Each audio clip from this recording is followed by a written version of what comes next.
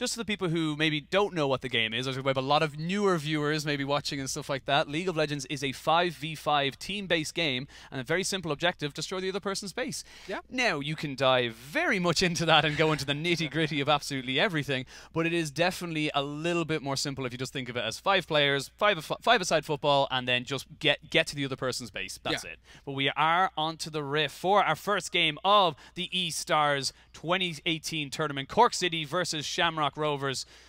And it's going to be a fun game. And again, mid, trying to just do some pressure. Manages to cap Zoinkas. This is so close. Oh my god! Look at that. Viga getting the kill to get away. But actually, no, he is stunned up, and Gulag is proving himself to be a monster. So what happened to your favorite team? I know, well, I wouldn't say my favorite team, but definitely the team I expected to be a lot stronger than this. A double kill in that bot lane is massive for the side of Cork City. That is not something that should not be happening. And we're definitely seeing Cork taking ahead now, but this Gulag might be actually overextending a little bit. It definitely looks it, and there we go. Down as Ian Paul trying to do as much as he can. He will get stunned up as well. Forced to use the ultimate, but that's a great stun onto 3, and that's a massive Vigar stun there. The cage comes down, and that is huge for the side of Cork City. They are doing so much. They are cleaning up house. It's a clean ace at 17 minutes. One more dissonance. Ultimate does come out, but they've wasted so much time. 2 turrets are going down. Baron buff is still available. They have to burn the TP. This is just poor decision making from Cork. We talked about it. They just don't have the kind of the means to really look for these fights. They're going to lose so much off of this as well, and that was just very poor decision making coming out from the side of Cork City as Gulag, the man of the hour, trying to just carry his team. Shamrock Rovers very much back in control. I feel like we're just going to, kind of leave this game for a moment as it all sets up, and we're going to go jump back into the other game where you can see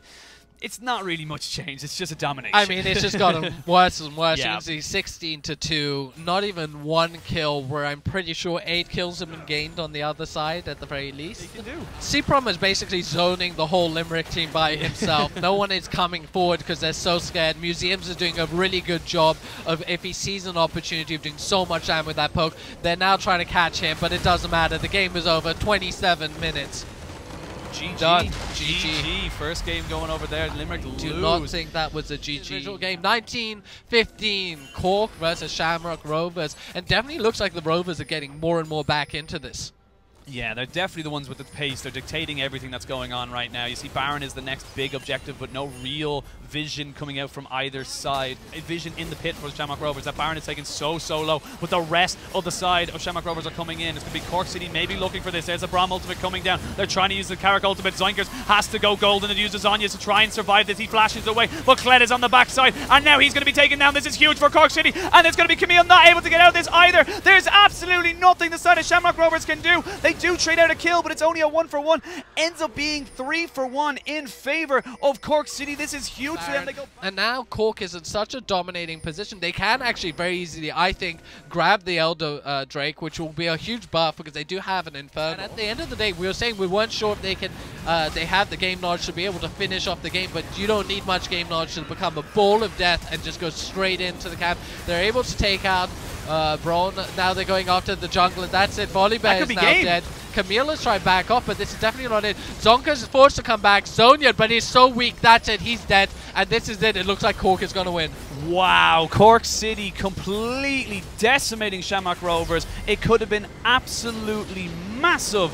Cork City, they take the first game. That is huge. It's huge. No one expected it, and good for them. After game 1, we see their kind of duration very important as well, but St. Pat's a little bit ahead, basically off of the kind of duration of game and stuff like that. It's only week 1 though, game 1 as such, or game 1 and 2. Cork City definitely in there as well, and it's, you play 1, you lose 1. Limerick City and kind of Shamrock Rovers, they've got to come back now, and Shamrock Rovers especially. Limerick, maybe not so much, they maybe weren't expecting to be huge, but Shamrock Rovers definitely kind of, need to push themselves back. And a lot of teams will be kind of looking at this now, kind of going, geez, fancy me chances.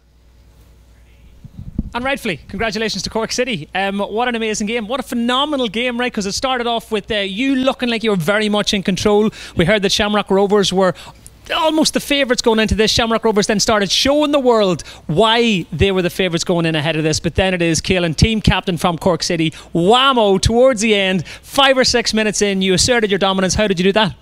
Well, seeing as our goal plat bot lane smashed a full diamond bot lane, the game's over by then. So, yeah. Do you think it was a perfectly legitimate result? Do you think Shamrock Rovers deserved anything from the game? They deserved the loss, I guess. So I tell you what, the best thing to do is head over to Shamrock Rovers and see what Holly and indeed Shamrock Rovers captain has to say. Oh, Daniel, tell me, where did it all go wrong for you? Cheese ganks, I can't read low IQ junglers. Like, his pattern was insane. I could not time that. So he got an easy gank off me mid, and they built so much magic resist when it was the only magic damage. So I was kind of shocked. That, but losses improve, as it's my mindset. So next week is going to be a nice win. I think that's important to take some positives out of it as well. It's still early days in the competition, of course, as well in this tournament. But Daniel, I mean, was there an issue with defense? Do you think that's an area that you need to improve on looking ahead? I said we should split the whole game, but my team grouped around Baron, and I think we got caught. One person got caught, I can't remember, and yeah, we had the team fight then down a member, which is not what we want to do. So yeah, that's kind of where it went downhill. Well, Daniel, plenty to look ahead to, but that wasn't the only game taking place tonight, Connor. No, it wasn't indeed. Now, when the Cork City Shamrock Rovers game was very tight, it went right to the end. Let's just say St Patrick's Athletic made a little bit of an easier job of Limerick. Tell me, how were you able to do that? Because Limerick were all full of bravado, all full of confidence going into this, but it didn't pay off. It was yours to win, and you took the lead and you kept the lead. Yes, definitely. We had a lot of preparation going into it in pick and ban. I feel like we're all just very more confident players than the rest of them, and it was just an easy win for us, to be honest. It was probably one of the easiest wins we're going to have, but going into next week, I think we're going to evolve even stronger, to be honest. Now, Holly, you at the moment have those with what we call the wooden spoon, from a sporting analogy. The whipping boys are alongside you. Don't call him a whipping boy, he's much bigger than you are, I can tell you that. Oh, Norbert, you had the best fighting talk beforehand. We had such a good chat about our tactics, what we were going to do. How are you feeling right now? Courage can't help you with everything. You can lose, but you can lose. Do you feel like you deserved? I mean, I've got to say, watching it was a difficult watch. It was an annihilation, wasn't it? Yeah, we were constantly just berated by them. Constantly just dead. Couldn't do much. Dead. That doesn't sound good. Are there any positives that we can take from this, looking ahead to the rest of the tournament? We definitely have to improve on some things. Our communication was bad and some other things. And I mean, looking at the other teams, watching their progress, is that something that you can look at as well, to try to take some positives, bring some of their tactics into your game? Yeah, we can definitely look how they played and then just see what mistakes they will make in the future if they constantly repeat them. Oh, very good. So definitely some tactic talks there. So early days, Connor, there's plenty more to come. And here we have Sligo Rovers against Derry City. Sligo are the favourites of the tournament. There's something about Rovers being favourites of the tournament. And they're going to lose. But we saw what happened in the last game to the favourites. They lost. But now we're jumping into the other game. Let's see those two teams. Yeah, and these two teams, it's going to be Team 3 versus Bohemians. So Team 3 have no allegiance to anybody. And honestly, these two teams, it could go either way. I want to know how Team 3 really come out into this, because I can see Bohemians kind of overpowering them from every other lane. And we are in-game. It is the game we wanted. It is Sligo Rovers versus Derry City. This is the one we wanted to look at. Poppy taking a huge amount of damage from the tower, but in the end, they do get first blood over onto the cage. It was much closer than expected. I actually thought the Olaf might turn that around on the right way. He had a good flash to get out of there. When you're hitting that below 50%, that's where you need to push in. But Sejuani getting caught out, and it is now 3-0. Are they going to be able to turn this around onto K? But it looks like no, he's pulling back. Dex there is now popping his unstoppable. Understanding the mechanics, he's low. Can he finish off the true damage? Yes, so close. Getting the kill. Olaf taking out the Poppy. But Sligo recognizing the opportunity, securing first Drake for them, an Infernal one, which is a pretty important one. This is basically death by 1,000 cuts. We can see mid lane just dropped off now. Top lane's gone, bottom lane's gone. Small CS advantage that's become bigger CS advantage, which converts into kills, which converts into objectives, and rinse and repeat.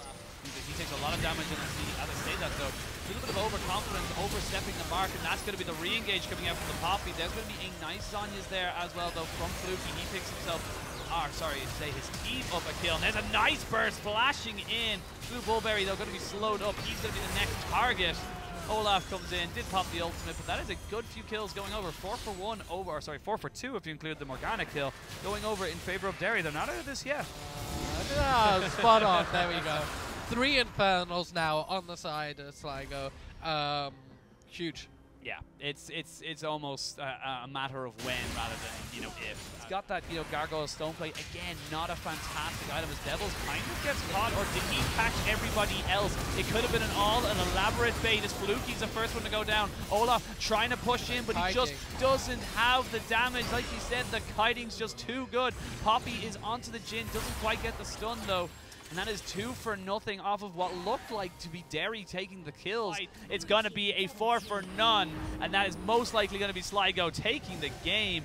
Very, very nicely there. Not as fast as they probably wanted it, but definitely cleaner than most people we've seen today. 18 kills to 6, and they're just waiting. They're toying with the Jin as he eventually goes down. 19 to 6, 3 Infernal Drakes, and that is going to be all she wrote for this game as Sligo take the game over Derry City. Definitely coming out with dominating performance, not only taking the visual performance, but team performance. They knew what they were doing. They didn't overexpose themselves. They knew how to close out the game, and they played it slow and methodical, and that's why they've got the win, 19 to 6. So thank you. We have, well, I was going to say a few surprises, but we're that early into the competition. We don't really know what a surprise is. Earlier on, potentially, the Shamrock Rovers defeat was a surprise. I am joined this time by Burnsy and also by the captain of Derry. It's Alex, isn't it? There you go. This time I get the losers and Holly gets the winners. So I will bow my head and throw over to the much more successful presenter, at least on this time of the evening. We are the champions, absolutely. What an absolute brilliant part of the night we've had so far. Those games were intense. It's just going to show you exactly what is still to come in the competition. Kevin, let's start with you. Sligo, what a victory. I spoke to you beforehand. You were feeling confident. You talked about tactics. It all came off. It did indeed. I mean, it was very routine for us, I found. It was pretty much the same as it was in practice, Nerves didn't get to anyone, everyone stayed calm, and once everyone was set up, I think they were comfortable, and we just played our game, and our game means we win. And in particular, what worked for you? What did you find that you'd talked about beforehand, the tactics you discussed? What worked best? I think the best premeditated strategy, that we had was that we played our team comp beforehand. So this was something that we've played 2 or 3 times in practice. So we had it down to a T. We knew exactly what we were doing in every stage of the game, and because of that, we were able to just execute it perfectly. And you did so well, and you felt confident as a team working together too. Yeah, of course. I think at this stage, the guys are very confident with each other, and I think we've fully, bonded as a team. And I think at this stage, we're only going to improve as the weeks come. Absolutely. Hopefully Derry will have maybe something to take from that. Who knows, Connor? I'll pass over to you then, over at the losers. Derry, to use a footballing analogy, there is a term called bounce back ability, right? It was a term coined some years ago in the world of football. You are representing Derry City, almost from a football perspective. You're going to need bounce back ability in next week's games. First of all, what went wrong, and how do you make sure you're still in the hunt for the 20,000 euros and the trip for Vegas this time next week? I think that our draft wasn't the best. I think they had really good late game scaling, and our comp that we played really relied on us winning lane, and we just farmed out the game and didn't really play our composition right. So you've got a week, and you've got a week to play as much as you want.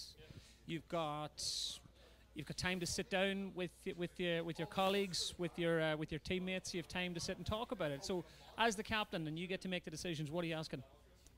I think for everyone on my team, I think we're going to try to pick up some more new champions to play. Maybe look for some different compositions and try something new.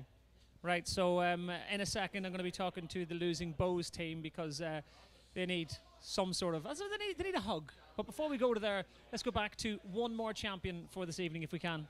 We don't need a hug over here, though, do we, Sean? I think we deserve a high five for that performance. That was incredible. How are you feeling after that win? It was probably a bit more closer than I'd like. But starting off, we have the time to put in, to practice more, get synergy going, especially against the stronger teams.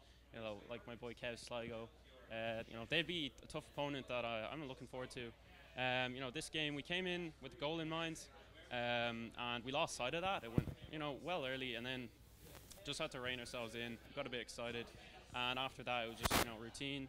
We just executed the idea we had going in, and pulled out the win as expected.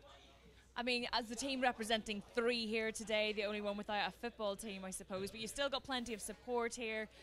I mean, has that added the pressure to you? Did you feel that as a team?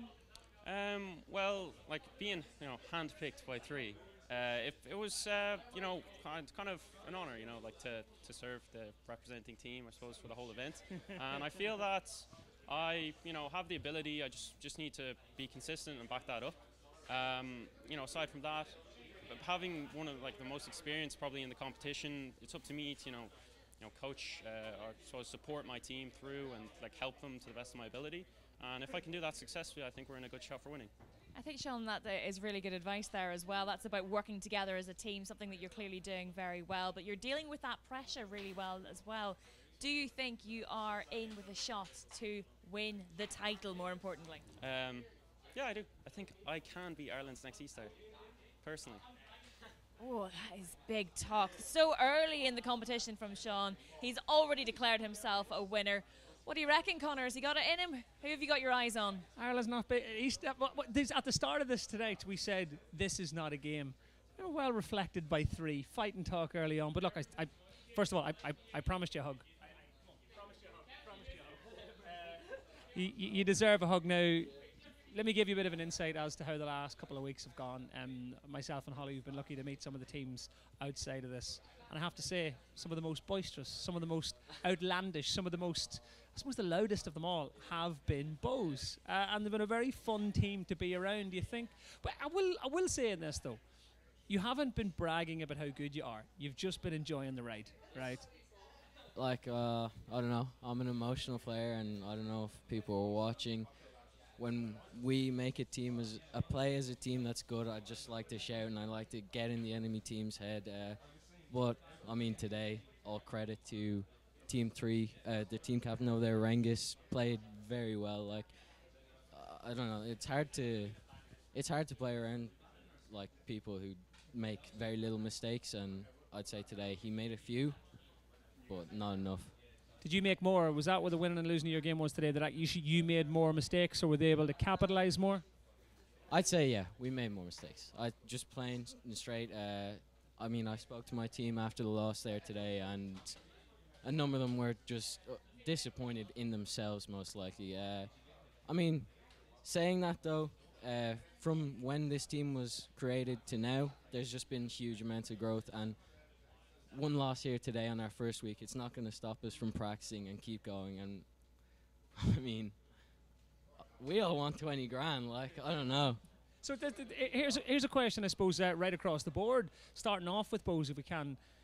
How many losses do you think any one team will be able to take in order for them to take the big prize? We'll start with Bows, we'll go the whole way across. So maybe this is your one loss. Would one loss be the maximum? Could you afford another loss in the competition? I mean, whether we could afford it, we don't want it, but I mean, 8 games is there in total.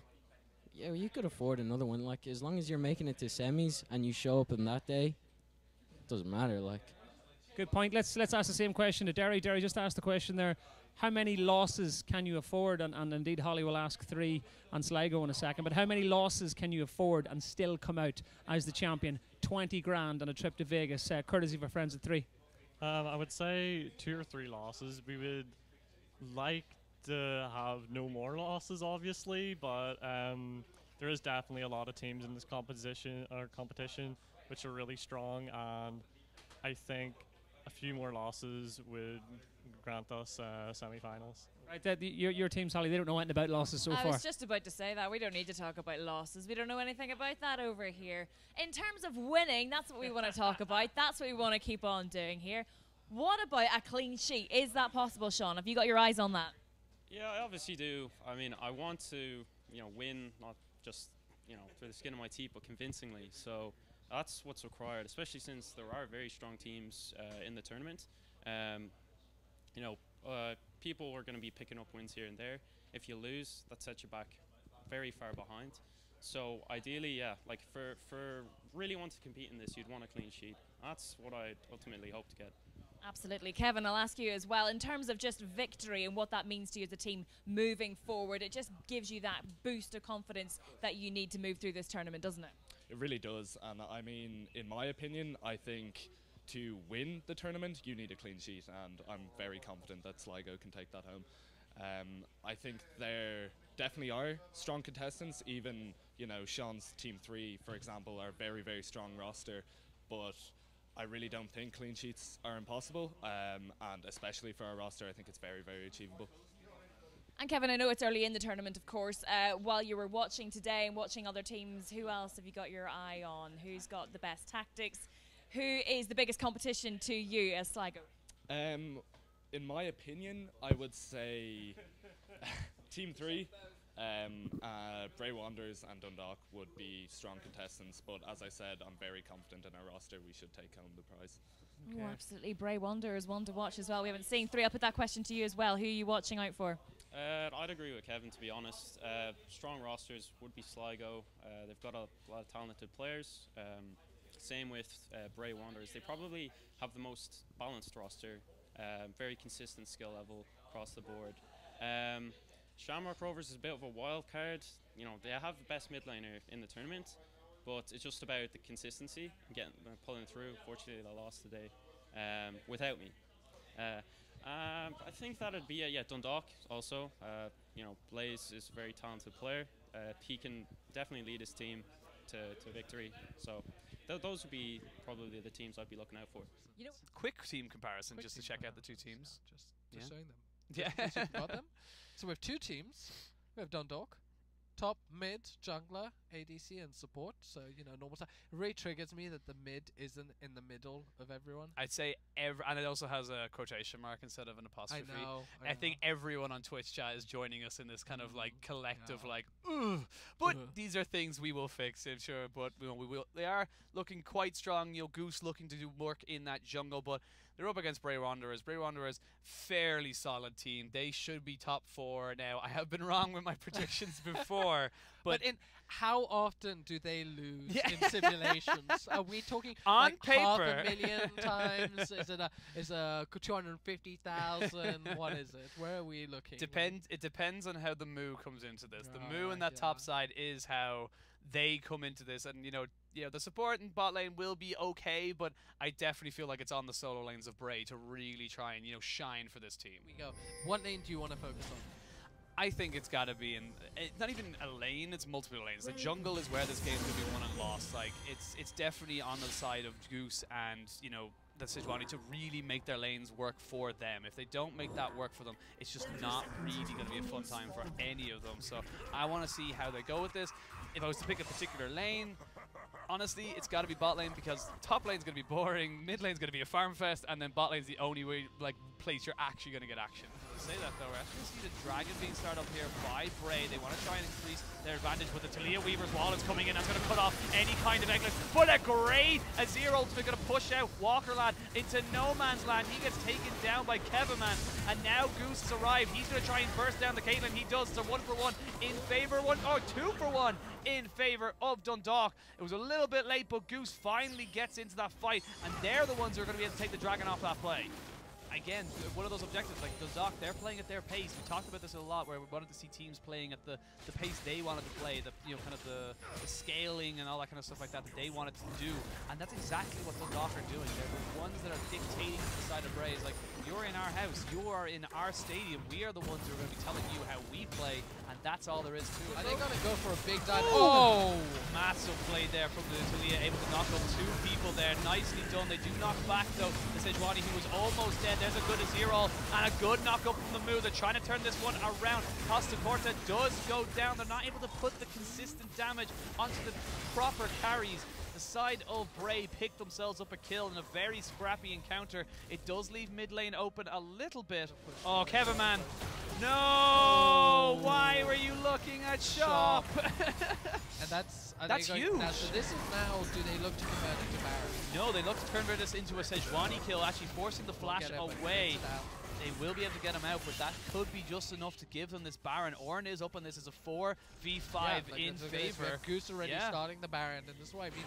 Like, and the point is that psychologically, do Bray feel strong enough to actually contend? We're about to see it. It's halfway down. Relax Boy is moving around, waiting in to look for the steal. We have the ultimate coming out of Ornn. It's a good jump out. Oh my god, here Azir is coming in. Double kill for Azir. Is it going to be the triple? They're still fighting on the Baron. What are you Triple doing, kill. Goose? Goose is ignoring the Baron. Sejuani secures it. Bray gets it. And there we go. Wow. The game is back in the hands of Bray.